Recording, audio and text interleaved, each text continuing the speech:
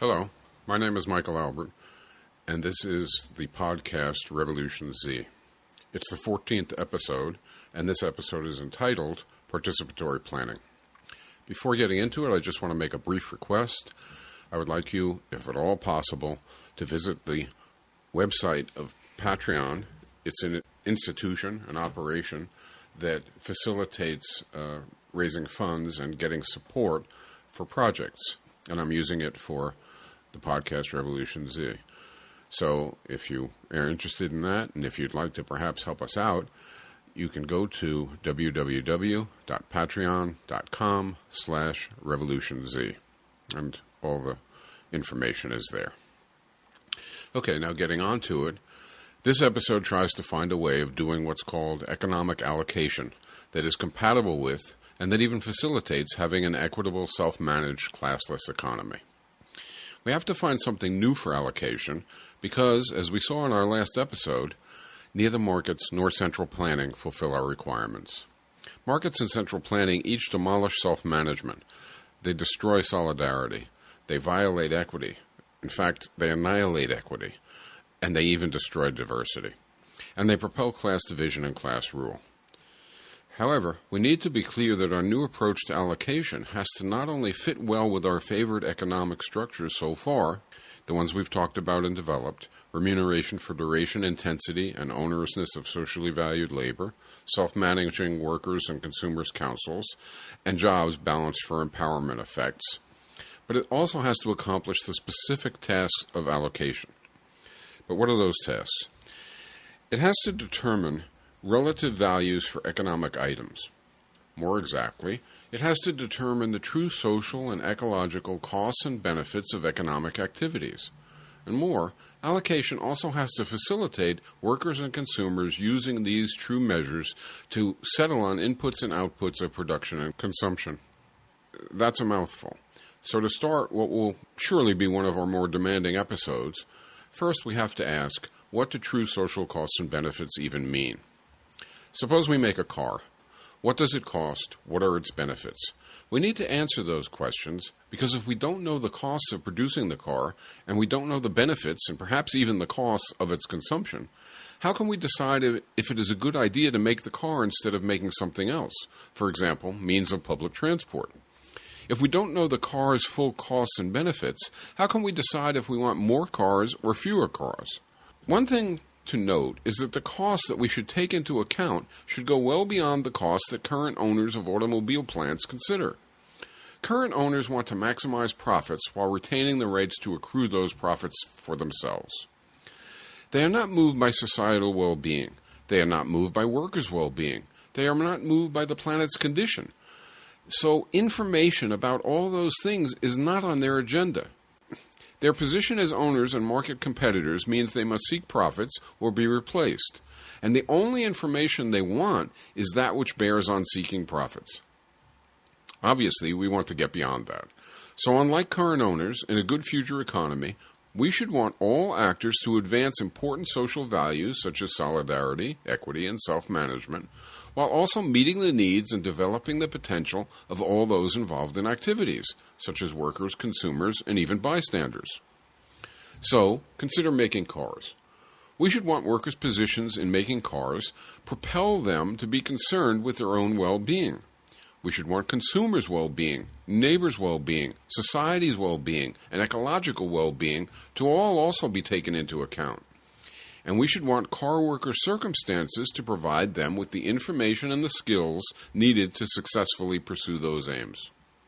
Currently, in contrast, owners of automobile plants take into account the amount they have to pay for steel, or for tires, or for technologies employed, for rent and for electricity, and the wages they have to pay, as well as taking into account any significant effects of their workplace activities on their balance of power, and thus on their ability to keep taking their preferred giant share of revenues.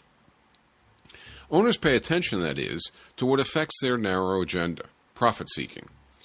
In contrast, we should want all future economic actors, workers and consumers alike, who are involved in car production or car consumption, to take into account the costs of producing, transporting, and consuming cars, including the impact that doing so has on workers, on consumers, on bystanders, on communities, and on the environment. And we should, of course, also take into account the benefits for those same affected constituencies, both individually and collectively. It follows that what we mean by true social costs and benefits is an accurate measure of the personal, social, and ecological gains and losses associated with the production and consumption of a car, or for that matter, of any other product, including effects on social relations, effects on the material, moral, and psychological condition of workers, communities, and consumers, and effects on the environment. A desirable means of allocation that we favor in place of markets and central planning must therefore allocate resources, labor, and the products of labor in a flexible manner, taking into account all these matters, and also able to realign in case of unexpected crises or shocks. A worthy approach to allocation must not homogenize taste, but instead abide and even promote diverse preferences, even as it preserves privacy and individuality. Worthy allocation must not pit actors against one another as competing buyers and sellers or class antagonists. It must instead engender sociality and solidarity. Ideally, it should make each person's advance depend on and promote the advance of others. And it must not prioritize the interest of owners or coordinators, but instead it must meet the needs and develop the capacities of all workers and consumers. Desirable allocation must also operate without class division and class rule, but instead with equity and classlessness. It must operate without authoritarianism or even disproportionate influence for a few people, but instead with self-management for all. And finally, in deciding what to do with any particular asset, whether it is people's labor or a resource like oil or a tool like some technology, desirable allocation needs to take into account the true and full personal, social, and environmental effects of contending choices. And beyond even all the above, as if that wasn't enough, attaining self-management of allocation by according influence to all who are involved in proportion as they are affected is clearly no little ambition. For it turns out that virtually everyone is, to at least some degree, affected by each decision made in an economy. In other words, in any institution, whether a factory, university, health center, or whatever, many interests need to be appropriately represented in decision-making. For example, there is the workforce itself, obviously affected by their actions each day. Does their work exhaust and deaden or uplift and inspire them?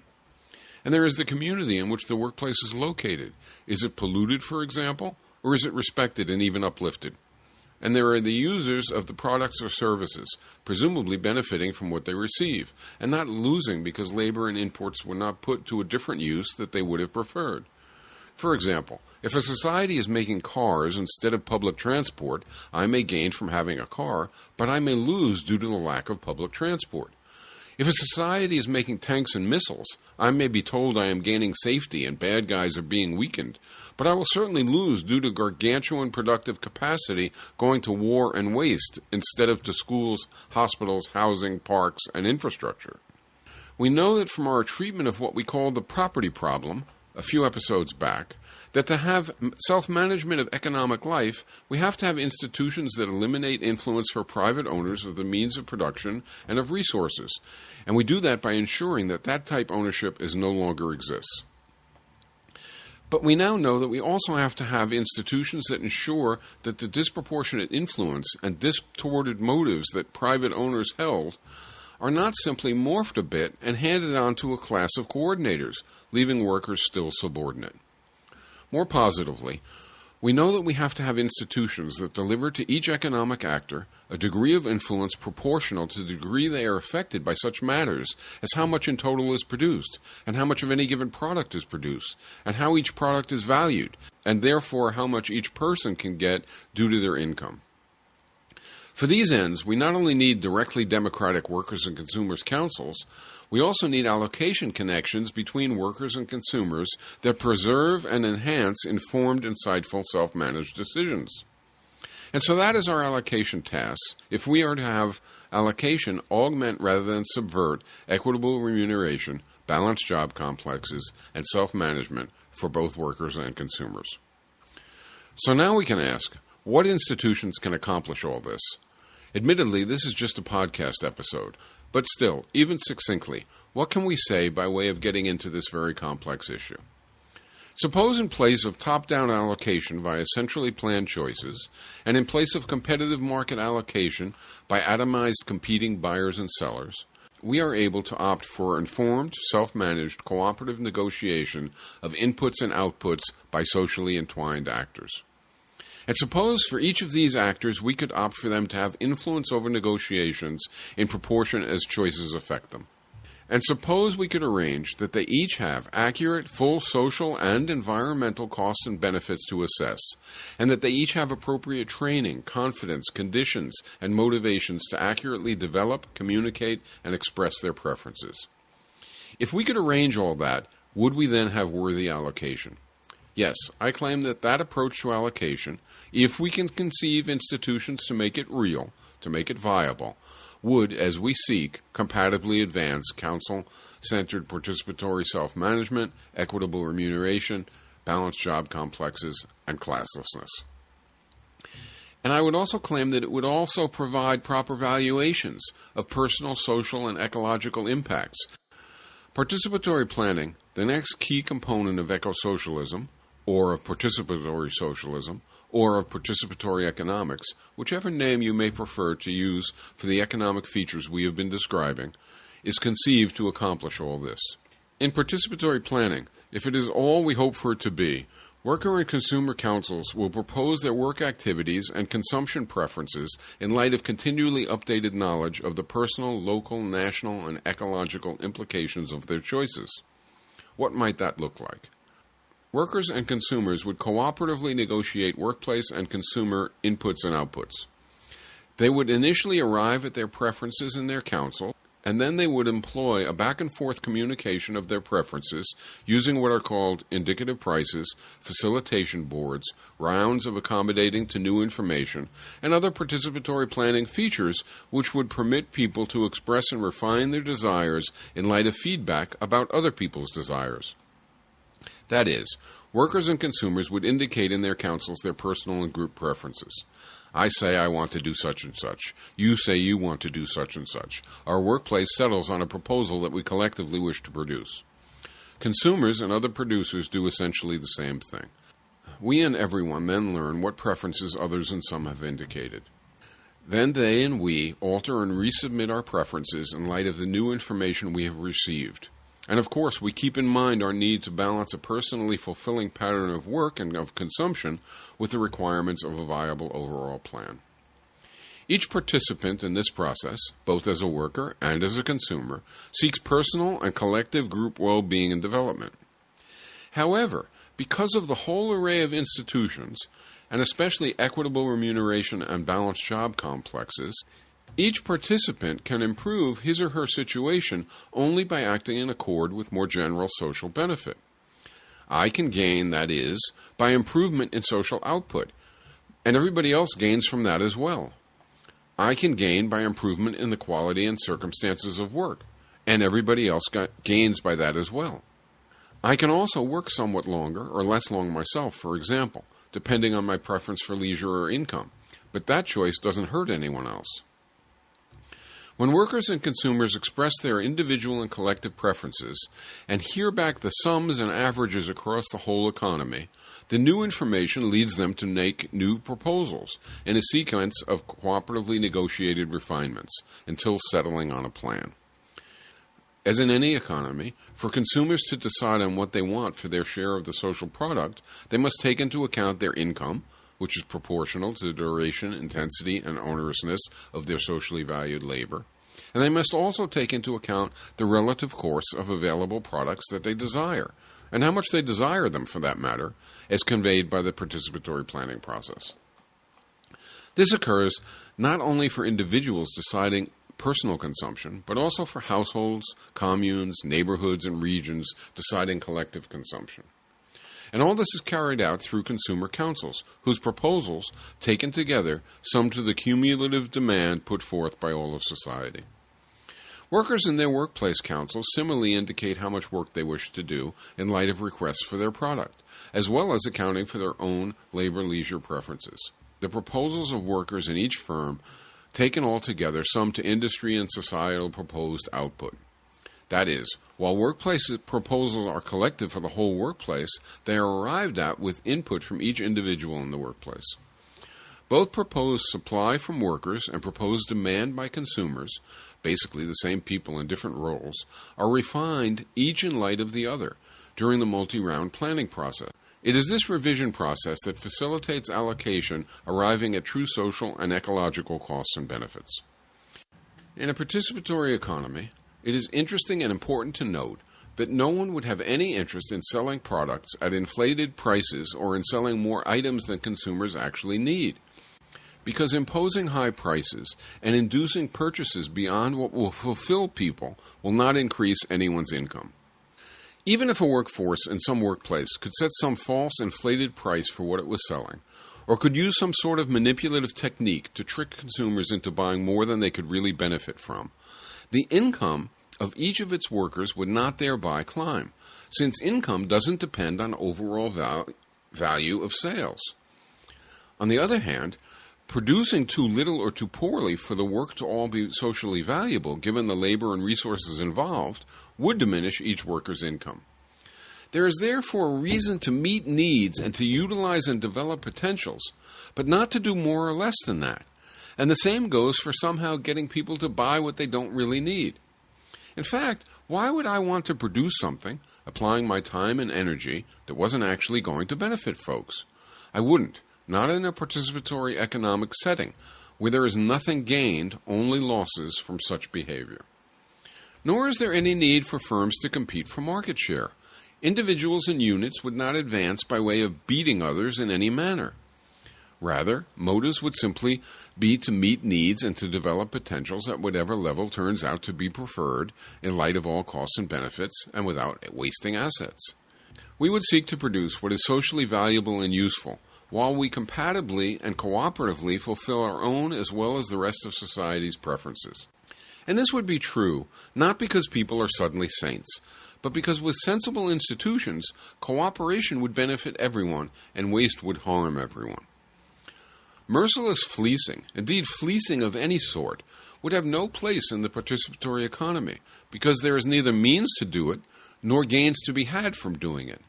Even theft would make little sense, it turns out, because if you stole to any significant degree, you would have to enjoy it in your basement, since there could be no ostentatious consumption other than due to theft. So ostentatiously consuming would broadcast that you are a thief.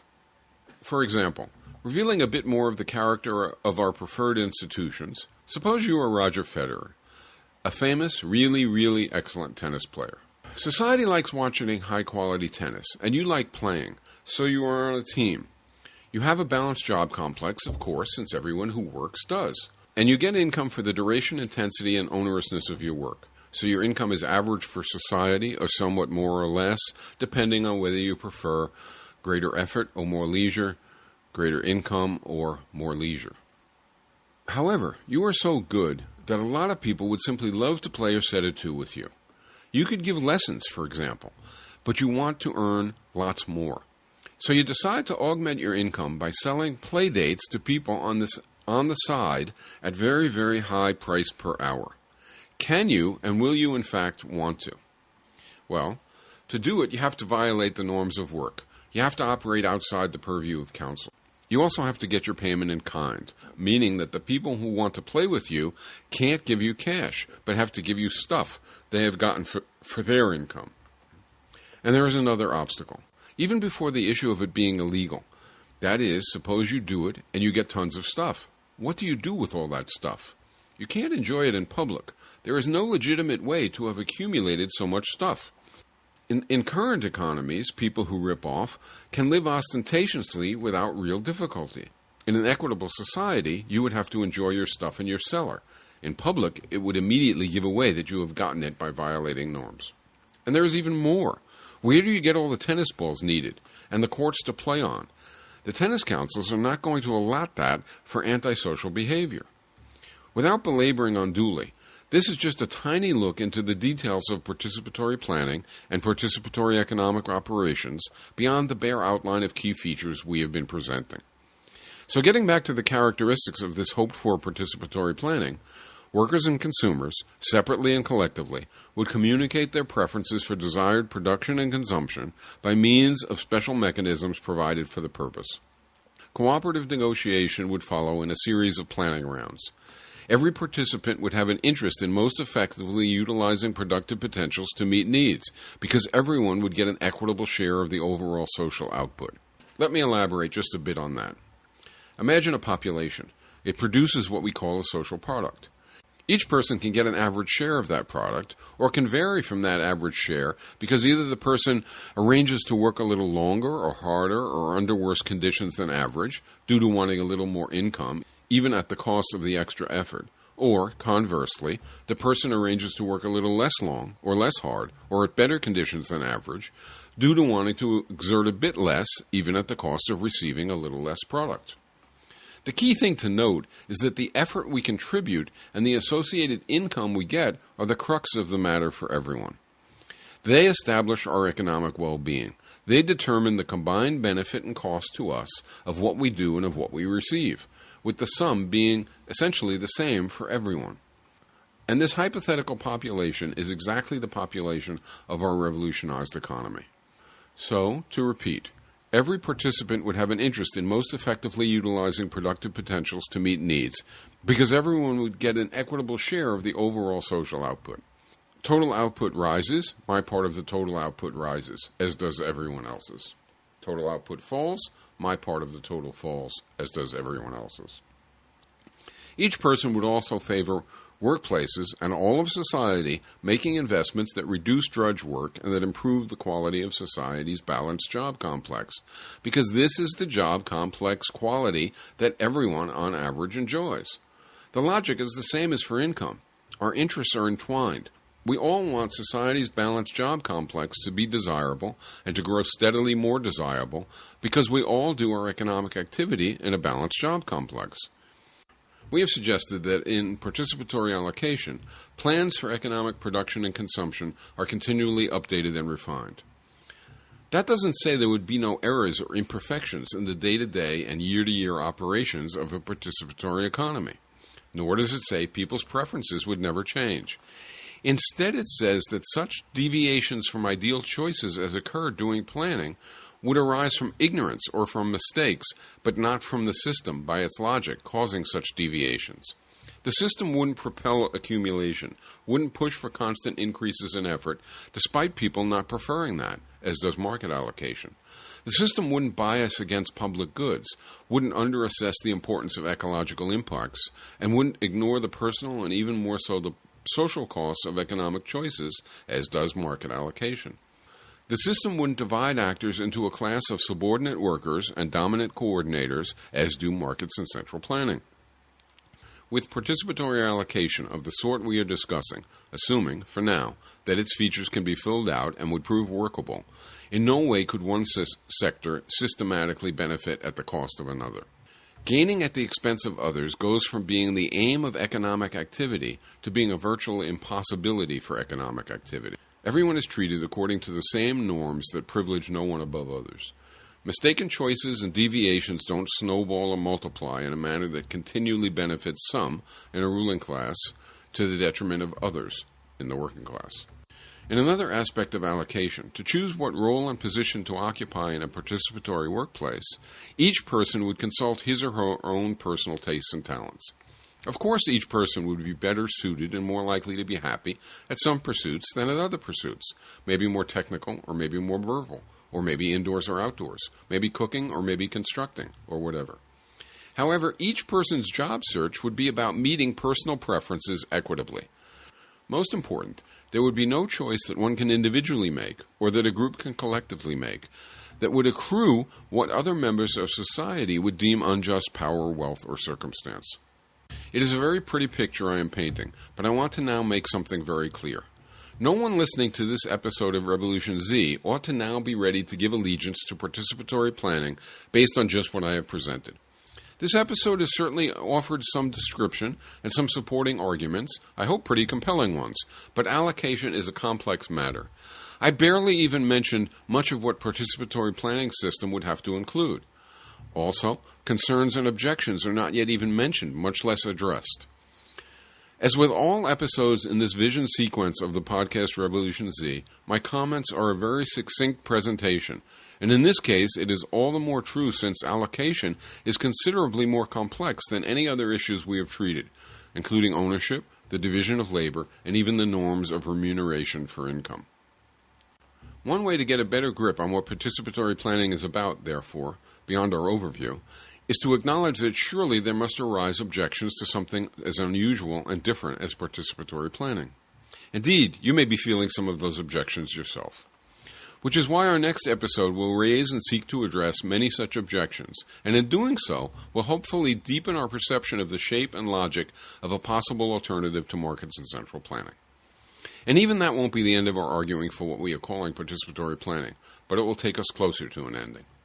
But now, speaking about allocation, to end this episode on a more mundane but nonetheless immediately important point, Revolution Z needs some support that our market system, our government, and our other current social institutions will not provide.